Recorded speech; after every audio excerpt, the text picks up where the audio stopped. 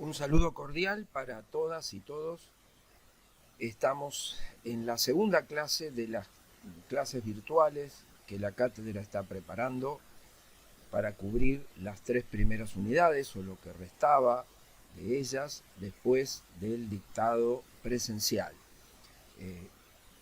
Nos adaptamos de este modo a las circunstancias tan duras por las que está atravesando toda la humanidad y les reitero de mi parte los consejos que se dan por todos lados de estar bien resguardados en vuestras casas. Bueno, momento entonces de aprovechar para el estudio, para ordenarnos. Bueno, estas clases y las explicaciones que en ellas se imparten buscan eso. Reemplazan a las clases presenciales, pero no reemplazan a la bibliografía y a los textos que damos, de manera que tienen que seguir usando el material tal como se les había suministrado o recomendado, tanto libros como textos de la cátedra, y además aprovechar estas clases con las explicaciones que damos y las orientaciones tal como se hace en las clases presenciales. Después habrá un canal de comunicación que se está preparando para consulta a los profesores. La clase de hoy se destinará a los sofistas y Sócrates, a los que trataré en la misma clase, porque creo que hay ventajas en eso, de poder compararlos, y eso favorece la comprensión. Los sofistas pueden ser estudiados, recomiendo el texto de mi autoría, que está en fotocopiadora y también se puede. Yo señalaré ahora algunos puntos fundamentales.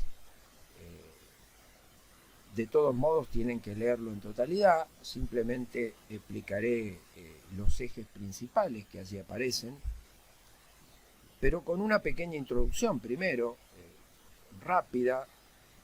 Nos encontramos ahora no con un filósofo, sino con un grupo de filósofos muy heterogéneo. No formaban una escuela homogénea, como era el caso de algunos presocráticos, como fue el caso de Pitágoras o de Parménides, sino un grupo que pensaba distinto en muchos aspectos, pero que tenían algunos elementos comunes en su pensamiento. Eso es lo que vamos a resaltar ahora. Eran profesores, maestros ambulantes, como se dice en la bibliografía y como los recuerda la historia, que fueron llegando a Atenas en la segunda mitad del siglo V, a partir del esplendor que por ahí por la mitad del siglo tuvo la ciudad, el esplendor cultural y político, y el crecimiento social y económico de la polis, que de ese modo atrajo a muchos intelectuales del resto de Grecia. Allí comienza el debate sobre las cuestiones filosóficas más importantes en la antigüedad, ciertamente, porque allí los sofistas tomaron contacto con intelectuales de Atenas y desataron con sus posiciones lo mejor del pensamiento griego. Los 3 grandes filósofos de la antigüedad, Sócrates, Platón y Aristóteles, forjaron su pensamiento en gran medida como respuesta al desafío de la sofística. Ahora, estos maestros ambulantes tuvieron una alta inserción social porque en Grecia, mejor dicho, en Atenas, por esa época, había comenzado a desarrollarse la democracia directa y entonces los ciudadanos estaban obligados a participar de los asuntos públicos, a deliberar, a votar y también participar de los cargos judiciales y ejecutivos. De manera que era una necesidad para todos ellos aprender ciertas cuestiones que se debatían, ciertas materias que se debatían en la asamblea pública, como imaginamos, en una pequeña ciudad de hoy, si nos convocaran a todos a debatir. Bueno, materias geográficas, históricas, sociológicas, diríamos hoy, y jurídicas también. Todo eso lo difundían los sofistas, que eran maestros particulares de esos intelectuales, de esos ciudadanos políticos, como se les llamaba. Pero además se destacaron en la retórica, fueron maestros de retórica, porque esos ciudadanos necesitaban usar el discurso para persuadir en la asamblea pública. Era un uso diferente del discurso literario o del discurso filosófico, podemos decir, que implicaban otras herramientas. En la asamblea pública se necesitaba presentar una posición y defenderla ante quienes la criticaban o la rechazaban. Y además saber comprender la posición de otros para poder luego adaptar la propia y votar. Entonces, en ese juego los sofistas aportaban un trabajo importantísimo, era capacitar a los ciudadanos para esa función, con lo cual se hicieron importantes para la vida pública de Atenas, indudablemente. Ahora, para la filosofía tuvieron una gran incidencia, más que nada por ciertos principios que pretendieron imponer y por su crítica del pensamiento presocrático como había llegado hasta ese momento, ¿no? Aquí la filosofía encuentra su primera oleada crítica, ciertamente, porque hasta este momento, con sus diferencias, los presocráticos mantenían muchas coincidencias. Con los sofistas aparece una primera revisión radical, además que de cuestionar ciertas creencias tradicionales, culturales y religiosas de los ciudadanos atenienses. De manera que son personajes muy importantes para la filosofía, fueron de mucha utilidad y por eso es necesario considerarlos en particular y haciendo justicia a sus aportes y, si se quiere, no disminuyéndolos en su labor. No fueron simples maestros que por una paga intercambiaban servicios con los ciudadanos. Eso se hacía, pero lo importante para la filosofía era el bagaje de principios, de criterios que introducían los sofistas en el pensamiento de esos intelectuales.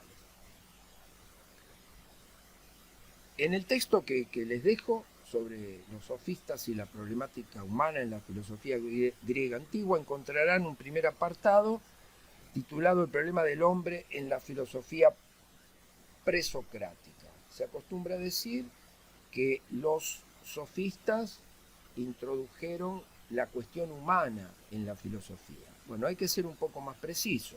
No es que son los primeros que hablan de los problemas humanos. Ya vimos en Parménides y vimos en Heráclito cuestiones humanas respecto del conocimiento y respecto de la vida moral sujeta a normas, donde aparecen cuestiones humanas. Pero ¿en qué innovan los sofistas? Innovan en que lo humano adquiere una nueva posición, pasa a ser el centro de la reflexión. Y por eso es subtitulado este apartado de la clase La realidad se somete a las condiciones humanas. Ahí sí hay una diferencia con los pensadores presocráticos que luego iremos desgranando. Es decir, lo humano pasa, y sus problemas, pasa a ocupar el centro de la reflexión filosófica y la realidad es concebida a partir de esa problemática humana. Eso es lo novedoso. Se distinguían, como dice aquí, de los presocráticos anteriores por un... voy a pasar rápido esta parte porque la pueden leer sin problemas. Por el método, preferían acopiar experiencias particulares y de ahí sacar algunas conclusiones más generales. Podemos decir que su método era empirista. Tenían una posición relativista en la medida que impugnaban lo universal, se quedaban con la realidad particular de una comunidad o la realidad particular que podía ser accedida por nuestros sentidos, ¿no? Explicaremos esto en particular. Y luego los fines del conocimiento. Aquí hay una cosa importante. Hasta que aparecen los presocráticos, hasta que aparecen los sofistas, el pensamiento busca un saber especulativo, busca un saber por saber, ¿no? Por avanzar en el conocimiento, por saber más. Lo que promueven la sofística es más bien un saber con fines prácticos, ¿no? Para hacer determinados comportamientos, para lograr persuadir a los demás, para saber vivir en una polis, o sea, para educarse cívicamente. Entonces someten al conocimiento a fines prácticos. Y no está mal que eso ocurra, no, de ninguna manera es impugnable, pero sí hay una diferencia aquí muy importante. Son también decisivos en la cuestión de la educación, se los suele poner en la historia de la educación.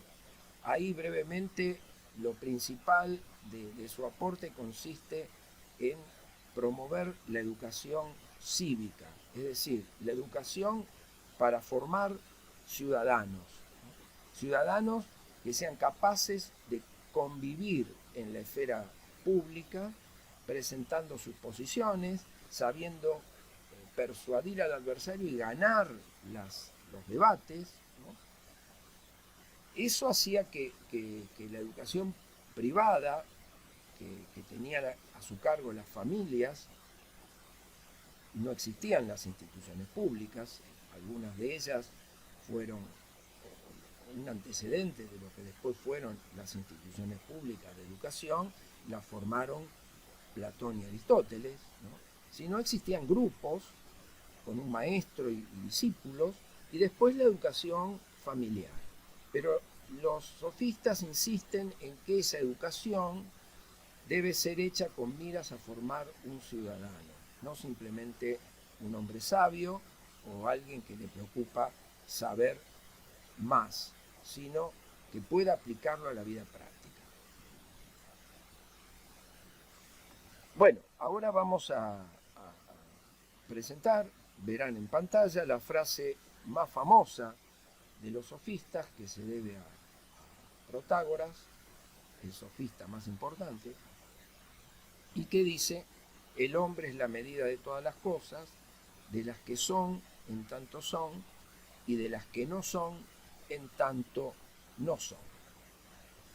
Aquí hay muchas diferencias en esta sola frase con lo que hasta ahora hemos conocido de la filosofía. Medida recuerda al logos.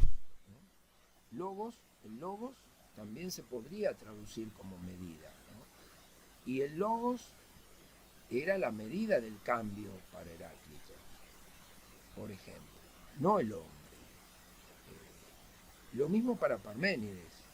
El pensamiento racional que permite que alcancemos el conocimiento de lo que es universal y necesario, es decir, lo que él llama el ser, es un pensamiento que no es creación humana, es una medida de la realidad. La razón universal es la medida de la realidad. Pero Protágoras nos introduce a esta otra cuestión. Es el hombre la medida.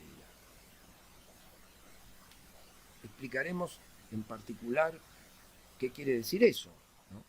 Y agrega: de las que son en tanto son, y de las que no son en tanto no son. Y esto recuerda el jueguito entre ser y no ser que Parménides criticaba en Heráclito, ¿no? Entonces, aquí tenemos en una sola frase un gran aporte, una mirada muy diferente. Que el hombre sea la medida, entonces la realidad se ajusta a la medida del hombre.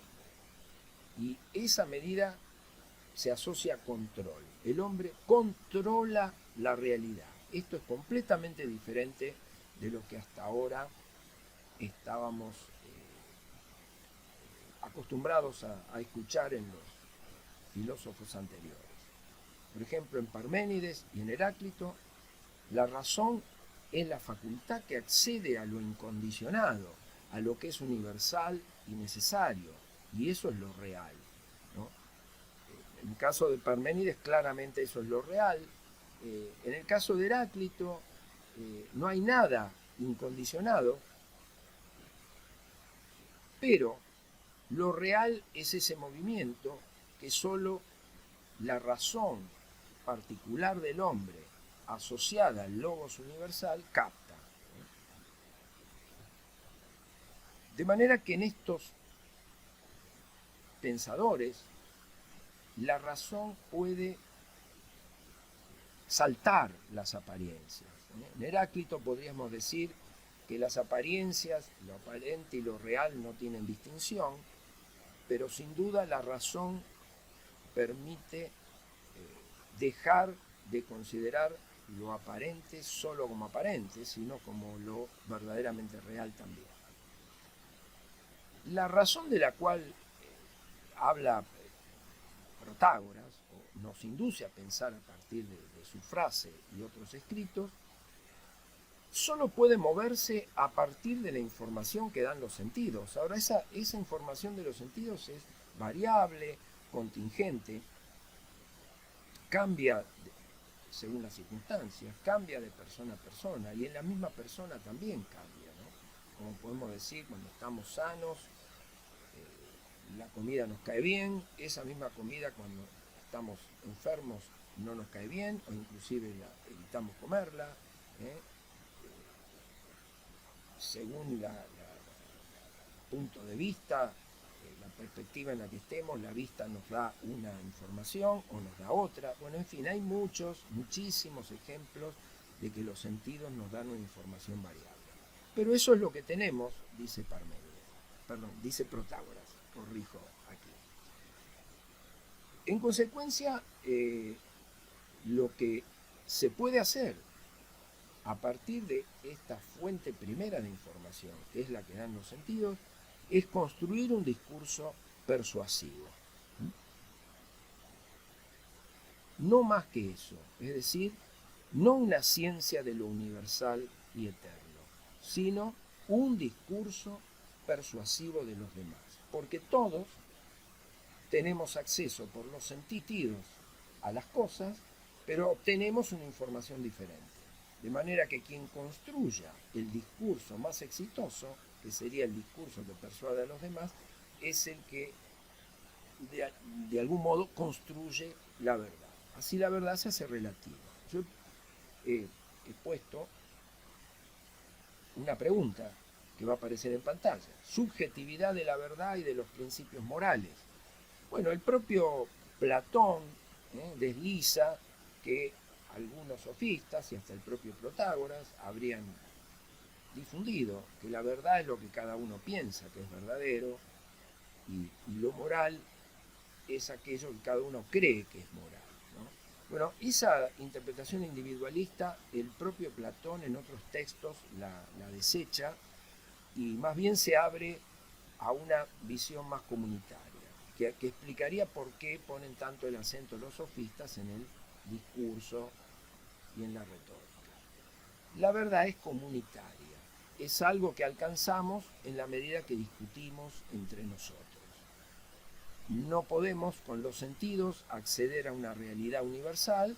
Bueno, nos construimos un relato particular y se lo ofrecemos al resto y de eso algo quedará como aceptable y eso será lo que reconozcamos como verdadero. ¿Y qué de los principios morales? Algo parecido.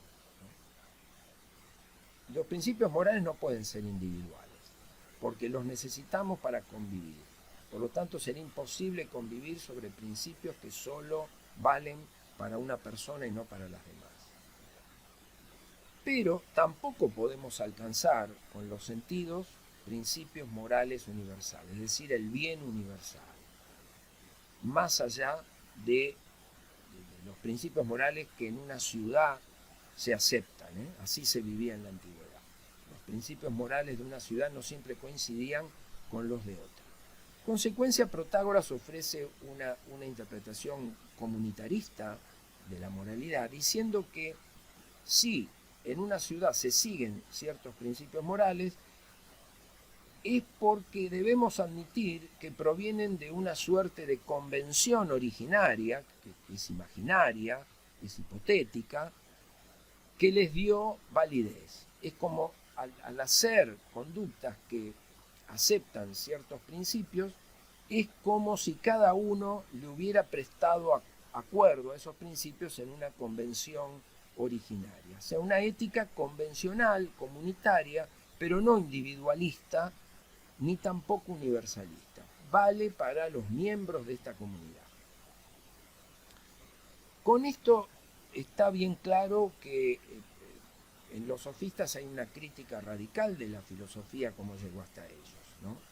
Para los presocráticos era crucial, se puede decir con la sola excepción de Heráclito, establecer una distancia entre la apariencia y la realidad. Lo verdaderamente real no es lo que los sentidos perciben, es solo accesible a la inteligencia.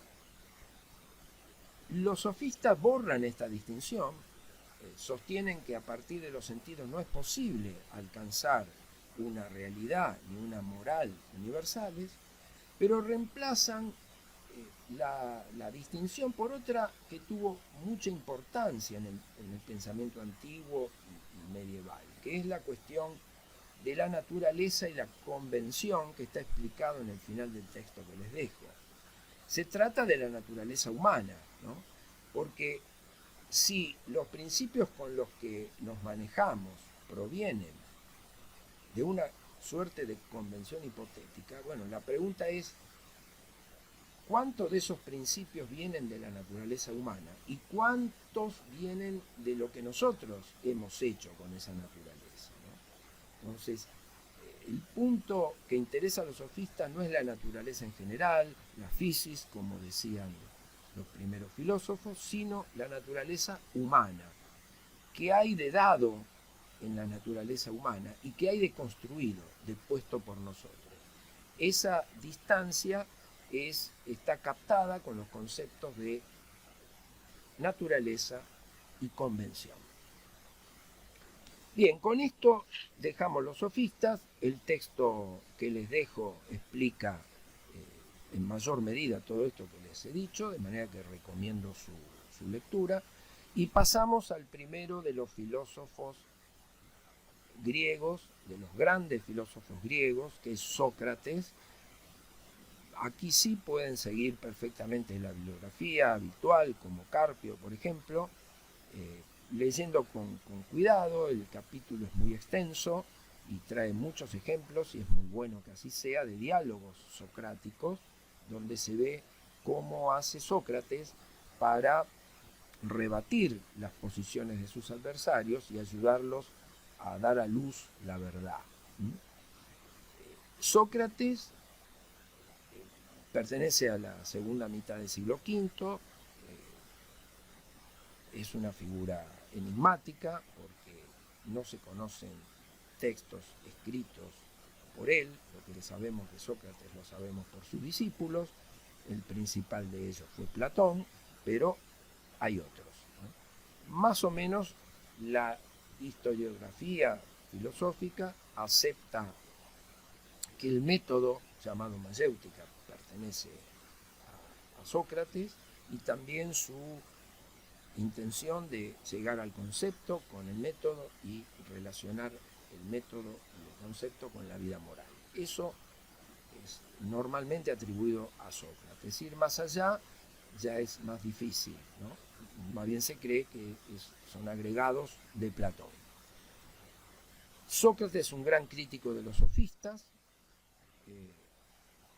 La particularidad de su vida es, bueno, por un lado su actividad de dialogar con sus conciudadanos, y por otro, el haber terminado su vida por una condena a muerte después de un proceso jurídico en que se lo encontró culpable de algunas acusaciones.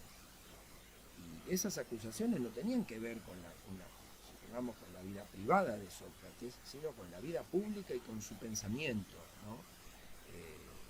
Algo que hoy sería inadmisible. Directamente se lo juzgó por su pensamiento y por su actividad ligada a su pensamiento, ¿no? Pero en ese momento era posible. Por otra parte, Sócrates, como crítico de los sofistas, se había convertido en un enemigo de muchos intelectuales y de muchos políticos importantes de Atenas. Allí está la explicación de cómo terminó su vida, ¿no? Hacia el 399 a.C. La base de su crítica a los sofistas es que la vida humana requiere verdad y moral universales. Justamente este es el terreno en el que los sofistas habían planteado su pensamiento, tratando de introducir las cuestiones de la vida humana en la concepción de la realidad. Pero Sócrates hace ver que la vida humana, tal como se la presenta a través de la posición sofística,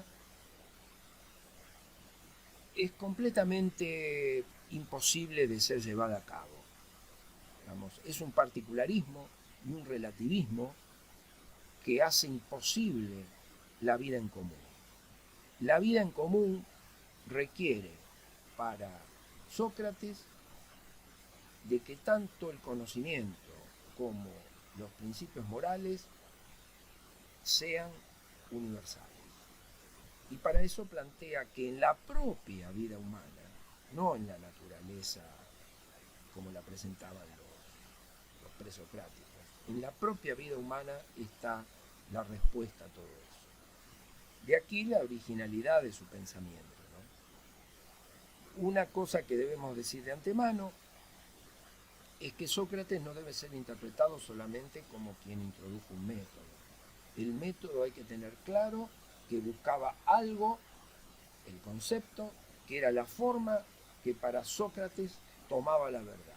Y vamos a explicar por qué. Y por último, todo eso estaba al servicio de que después esos conceptos se realizaran, porque la curiosidad es que los conceptos que busca Sócrates se refieren a virtudes, es decir, a ciertas capacidades para actuar, no a conceptos de cosas, por ejemplo.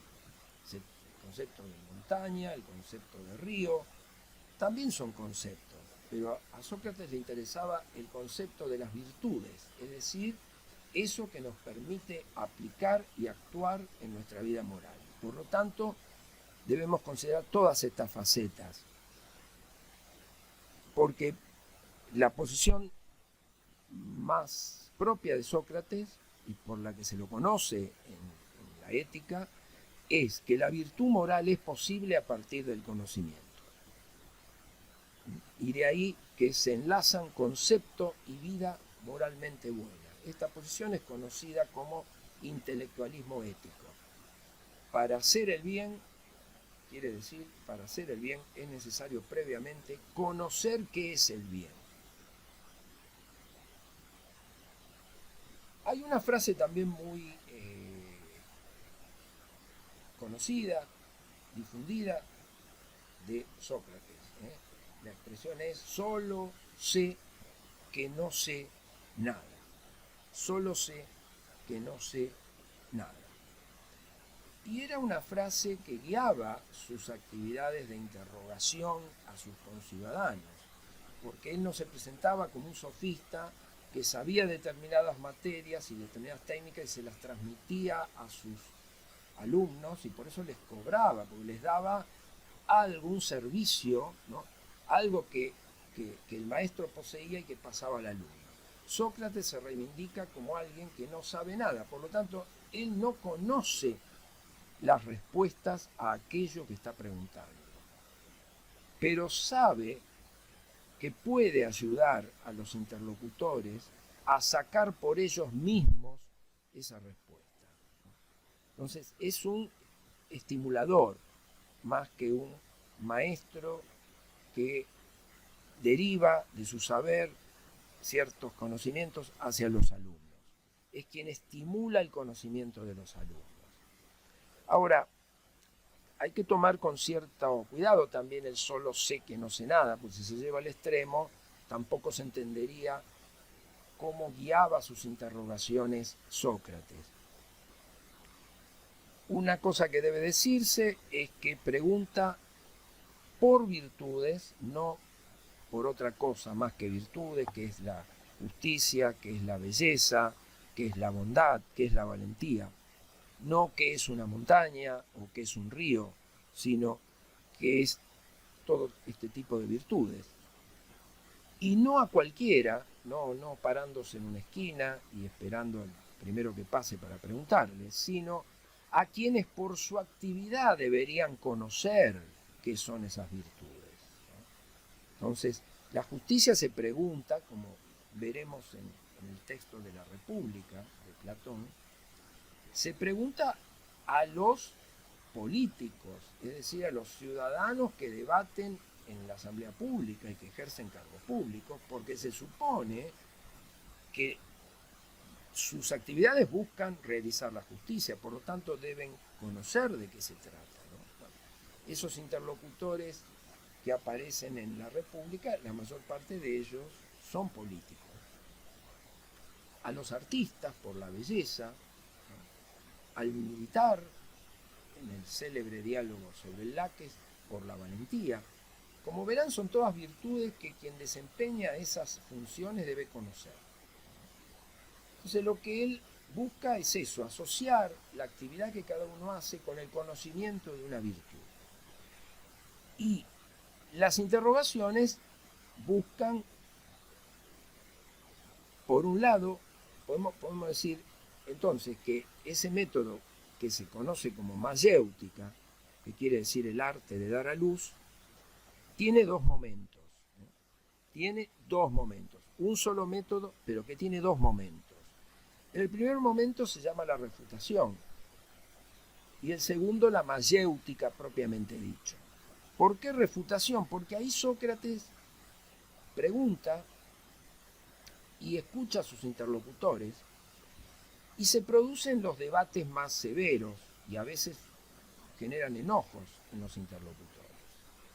¿Por qué el enojo? Bueno, porque el saber de esos entrevistados es contrastado con lo que dice Sócrates, que muchas veces critica severamente. Ahora, uno podría decir, pero no es que no sabía nada. ¿Cómo critica lo que dicen los entrevistados si no sabía nada? Bueno, una buena pregunta. Pero Sócrates verdaderamente no sabe eso que está preguntando. Por ejemplo, cuando pregunta qué es la justicia, es decir, el concepto de justicia, no sabe él qué es el concepto de justicia antes de dialogar, pero sabe que es un concepto universal, sabe que esa definición que encontremos tiene que abarcar a la totalidad de los casos, de los individuos justos, de las leyes justas, de las ciudades justas y de los estados justos. No puede ser la expresión favorable a algunos, pero que no contemple la posición de otros o no contemple otros casos. Entonces, las respuestas de los interlocutores son refutadas porque son insuficientes, son parciales, refieren a experiencias particulares y no presentan un concepto universal. Diré rápidamente algunos ejemplos que en la República después veremos más abundantemente. Cuando al militar se le pregunta qué es la valentía, el militar responde: bueno, ser valiente es no retroceder ante el enemigo. Nadie diría que en el ser valiente no está esa actitud, pero Sócrates le hace ver que en una famosa batalla contra los persas, los soldados griegos retrocedieron para engañar al enemigo y después derrotarlos. Y y son homenajeados por eso. Entonces, ¿qué quiere decir? Que porque retrocedieron no eran valientes. Allí el militar se ve obligado a mejorar su definición. Entonces, no es que Sócrates rechaza por errónea la respuesta, porque entonces él tendría que saber la respuesta, ¿no? No es como hacemos nosotros los profesores, que cuando preguntamos en un examen comparamos la respuesta que da el alumno con un modelo correcto de respuesta. Sócrates no tenía nada de eso, pero sabía que la respuesta no debía contemplar solamente experiencias particulares, como fue el caso de la respuesta del militar, sino alcanzar conceptos universales. Luego viene la segunda parte, llamada mayéutica propiamente dicha, y ahí lo que pretende Sócrates es ayudar a que el interlocutor, purificada su alma de esos conceptos particulares, alcance el concepto universal. Ese concepto, esa definición que abarca la totalidad de los casos. En algunos diálogos, como la República, se acerca a dar una definición universal de justicia. En otros no se acerca, o todo queda en mitad de camino. Pero lo que le interesa a Sócrates es mostrar el camino, de manera que cada uno lo pueda recorrer en algo así como un diálogo consigo mismo.